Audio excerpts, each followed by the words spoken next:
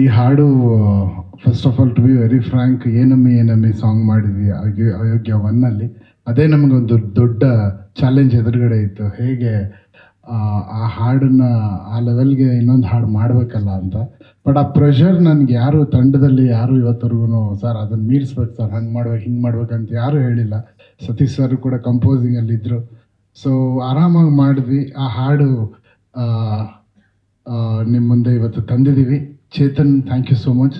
ಚೇತನ್ ಯಾವಾಗಲೂ ತುಂಬ ಈಸಿ ಪದಗಳು, ಆ ಥರ ಒಂದು ರೈಟರ್ ತುಂಬ ಕಮ್ಮಿ. ಹಂಸಲೇಖ ಸರ್ ಅದನ್ನೆಲ್ಲ ಮಾಡ್ತಾಯಿದ್ರು. We are so proud that Chetan ಅವ್ರು ಆ ಸ್ಥಾನದಲ್ಲಿ ನಿಂತು ಇವತ್ತು ಈ ಥರ ಈಸಿ ಪದಗಳು ಜನಕ್ಕೆ ಕೊಡ್ತಾ ಇದ್ದಾರೆ.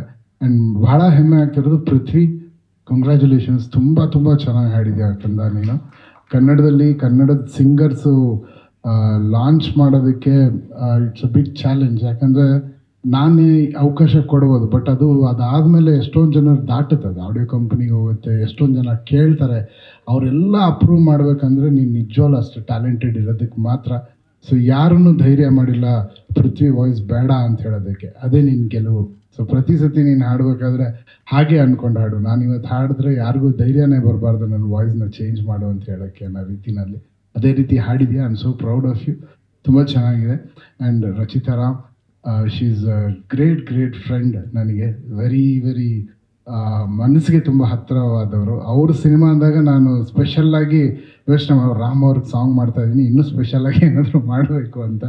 ಇದಕ್ಕೆ ಹಿಂದೆ ಇದು ಅಯ್ಯೋ ಶಿವನೇ ಸಾಂಗ್ ಮಾಡಿದ್ವಿ ಕಲ್ಟಲ್ಲಿ. ಅದಕ್ಕೆ ರಾಮ್ ಅವ್ರು ಬೈತಾಯಿದ್ರು, ಅರ್ಜುನ್ ನಿನ್ನ ಎಲ್ಲಿ ನನಗೆ ಸಾಂಗ್ ಮೇಡಮ್ ನಿಮಗೆ ಮೇಡಮ್ ಸಾಂಗ್ ಮಾಡಿದ್ದು ಅಂದರೆ, ಇಲ್ಲ ನಾನು ಅದರಲ್ಲಿ ಇಲ್ಲ ಆ್ಯಕ್ಟಿಂಗ್ ಮಾಡಿಲ್ಲ ಅಂತ ಹೇಳಿದ್ರು. ಅಯ್ಯೋ ನಂಗೆ ಗೊತ್ತಿಲ್ಲ, ನೀವೇ ಇರ್ತೀರಾ ಅಂತ ಅಂದ್ಕೊಂಡಿದ್ದೆ ಅಂತ. ಸೊ ಒಂದು ಸ್ಪೆಷಲ್ ಕಾಳಜಿ ಇರುತ್ತೆ ಮೇಡಮ್ ನೀವು ಯಾವಾಗಲೂ ಹಾಡಲ್ಲಿದ್ದಾಗ. And you are looking as cute as all time. ತುಂಬ ಚೆನ್ನಾಗಿ ಕಾಣ್ತಾ ಇದ್ದೀರಾ. And producer sir, thank you ಅವಕಾಶ ಕೊಟ್ಟಿದ್ದಕ್ಕೆ. ಎಲ್ಲರಿಗಿನ ಹೆಚ್ಚಾಗಿ ತಮಗೆ ದುಡ್ಡು ತಾಯಿ ಲಕ್ಷ್ಮಿ ಒಲಿಲಿ ನಿಮಗೆ ಅಂತ ನಾನು ಕೇಳ್ಕೊತೀನಿ. ಬಹಳ ಕಷ್ಟಪಟ್ಟು ಪ್ರತಿಯೊಂದು ವಿಷಯನೂ ಮಾಡಿದ್ದೀರಾ. ಆ್ಯಂಡ್ ಯಾರ ಮನಸ್ಸು ನೋಯಿಸದೆ ತುಂಬ ಒಂದು ಸಾಫ್ಟ್ ಸ್ಪೋಕನ್ ಪ್ರೊಡ್ಯೂಸರ್ ನೀವು. ನಿಮಗೆ ಒಳ್ಳೇದಾಗಬೇಕು ಸರ್, ನಿಮ್ಗೆ ಒಳ್ಳೇದಾದರೆ ನಮ್ಮೆಲ್ಲರಿಗೂ ಒಳ್ಳೇದಾಗುತ್ತೆ. ಆ್ಯಂಡ್ ನಿಮ್ಮ ಜೊತೆಯಲ್ಲಿ ಮಹೇಶ್ ಅವರು ಇರೋದು ಒಂದು ದೊಡ್ಡ ಸ್ಟ್ರೆಂತ್. ಬಿಕಾಸ್ ಮಹೇಶ್ ಬಂದು ಎಷ್ಟೇ ಒಂದು ದೊಡ್ಡ ಹಿಟ್ ಕೊಟ್ಟಿರೋ ಡೈರೆಕ್ಟ್ರ್ ಆದ್ರೂ ಈ ಸಿನಿಮಾನು ಅದೇ ರೀತಿ ಮಾಡಬೇಕು, ಪ್ರತಿ ಇಂಚು ಚೆನ್ನಾಗಿ ಬರಬೇಕು ಅಂತ ಹಾಡ್ದು ಅಷ್ಟೇ ಸುಮಾರು ಡಿಸ್ಕಷನ್ ಮಾಡ್ತಿರ್ತೀವಿ. ಇದೆಲ್ಲ ಕೋರಸ್ ಬಂತಲ್ಲ, ಮಕ್ಕಳ ಕೋರಸ್ಸು. ಆ ಮಕ್ಕಳ ಕೋರಸ್ ನಾವು ಮಾಡಿದಾಗ ಮೊನ್ನೆವರೆಗೂ ಅವ್ರಿಗೆ ಸ್ಯಾಟಿಸ್ಫ್ಯಾಕ್ಷನ್ ಇಲ್ಲ ನಾನು ಒಂದು 60 ಜನ ಮಕ್ಳು ಹಾಕಿದ್ದೀನಿ ಸರ್, ನನಗೆ 60 ಜನ ಥರ ಕೇಳಿಸ್ತಾ ಇಲ್ಲ ಸರ್ ಅಂತ. ಕೊನೆವರೆಗೂ ಹಿ ಸ್ಪೋಕ್ ಟು ಮೀ. ಅದು ಬರೋವರೆಗೂ ಅವ್ರು ಬಿಡದೆ ಅದನ್ನು ಫಾಲೋ ಮಾಡಿಸಿ ಇವತ್ತು ಸ್ಕ್ರೀನ್ ಮೇಲೆ ಬಿಟ್ಟಿದ್ದಾರೆ. ಸ್ಕ್ರೀನ್ ಮೇಲೆ ನೋಡೋಕೆ ಭಾಳ ಖುಷಿ ಆಗ್ತಾಯಿದೆ ಮಹೇಶ್. Thank you. ಆ್ಯಂಡ್ ಇನ್ಯಾರ ಸರ್, ಥ್ಯಾಂಕ್ ಯು. ತಾವು ಬಂದು ದೊಡ್ಡ ಮಾತಾಡಿದ್ವಿ, ಅದೇ ಒಂದು ದೊಡ್ಡ ಆಶೀರ್ವಾದ. Satish sir, all the best. Super duper hit ಈ ಸಿನಿಮಾ ಕೂಡ ಆಗಲಿ. ಯಾರ್ದನ್ನ ಹೆಸರು ಮರ್ತಿದ್ರೆ ದಯವಿಟ್ಟು ಕ್ಷಮಿಸಿ.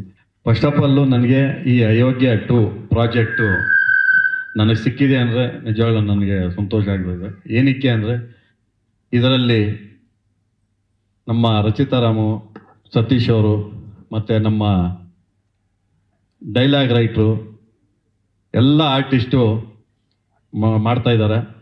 ಮೊದಲನೇ ಸಿನಿಮಾ ಹಿಟ್ಟಾಗಿದೆ, ಹಾಗೆ 2ನೇ ಸಿನಿಮಾನೂ ನೀವೆಲ್ಲರೂ ಹಿಟ್ ಮಾಡಿಕೊಡ್ಬೇಕು.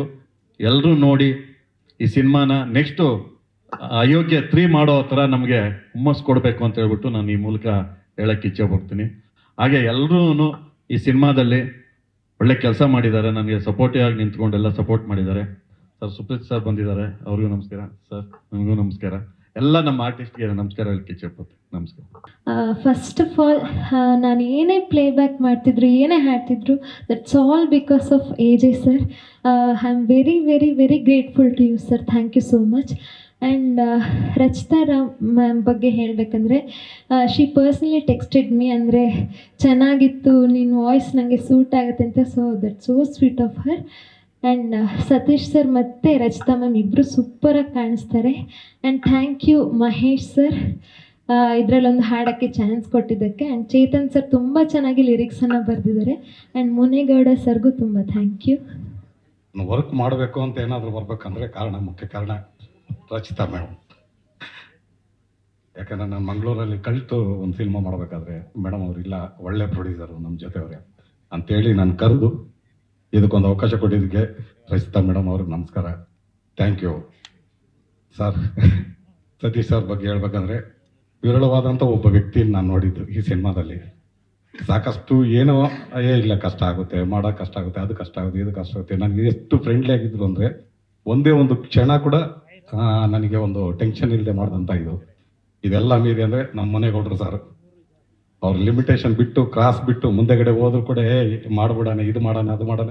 ಸಹಜವಾಗಿ ಪ್ರತಿಯೊಬ್ಬ ನಿರ್ಮಾಪಕರಿಗೂ ತನ್ನ ಬಡ್ಜೆಟ್ ಬಗ್ಗೆ ಇರ್ಬೋದು, ಪ್ಲಾನಿಂಗ್ ಬಗ್ಗೆ ಬರೋದು, ಎಲ್ಲಿ ಏನಾಗುತ್ತೆ ಅಂತ ಭಯ ಇರುತ್ತೆ. ಆ ಭಯದೊಳಗಡೆನೂ ಧೈರ್ಯ ತುಂಬ್ಕೊಂಡು ಮಾಡಿದಂಥವ್ರು.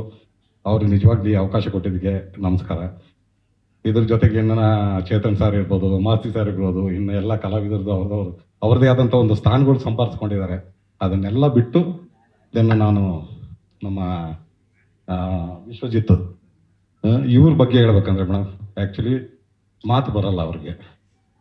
ನಮ್ಮ ಸೆಟ್ಟಲ್ಲೂ ಅವ್ರ ವಾಯ್ಸ್ ಹೆಂಗಿದೆ ಅಂತ ಸಾಕಷ್ಟು ಜನಕ್ಕೆ ಗೊತ್ತಿಲ್ಲ. ಆದರೆ ಈಗ ಏನಾದರೂ ಮಾತಾಡಿದ್ರೆ ಸ್ವಲ್ಪ ನೋಟ್ ಆಗ್ಬೋದೇನೋ ಅಷ್ಟೇ. ಕೆಲಸ ಎಕ್ಸ್ಟ್ರಾರ್ಡಿನರಿ ಮೇಡಮ್. ಇವರು ಸಾಧಿಸಿ ತೋರಿಸ್ಬೇಕು ಅನ್ನೋರು ಅಂತೆ, ಮಾತಾಡಿ ತೋರಿಸೋದಿಲ್ಲ. ಕೆಲವರು ಮಾತಾಡಿದ್ರೇ ಸಾಧಿಸೋದು, ಇವ್ರದ್ದು ಹಂಗಲ್ಲ. ಇವ್ರು ಸೈಲೆಂಟಾಗಿ ಮಾಡಿದವರು, ಈಕ್ವಲ್ಲು ಅವರು ಹಂಗೆ. ಅವ್ರು ನಾವು ನೋಡಿದ್ದು ಇವಾಗ ಎಡಿಟರ್ ಅಂತ ಗೊತ್ತಾಗ್ತಾ ಇರೋದು ಎಲ್ಲರೂ ಇವಾಗ ಅವ್ರನ್ನ ನೋಡ್ತಾ ಇರೋದು. ಯಾರು ಇದ್ರ ಬಗ್ಗೆ ಅವ್ರು ನೋಡಿಲ್ಲ. ಅದು ಬಿಟ್ಟು ನನಗೆ ಮೂಲ ಕಾರಣ ಸರು, ಇವರು ಸುಂದರರಾಜ್ ಸರ್. ನಾನು ಅವ್ರು ಹೇಳಿದ್ದು ಅಷ್ಟು ಸತ್ಯನೇ ಇಲ್ಲಿ ಹೇಳಿದ್ದು.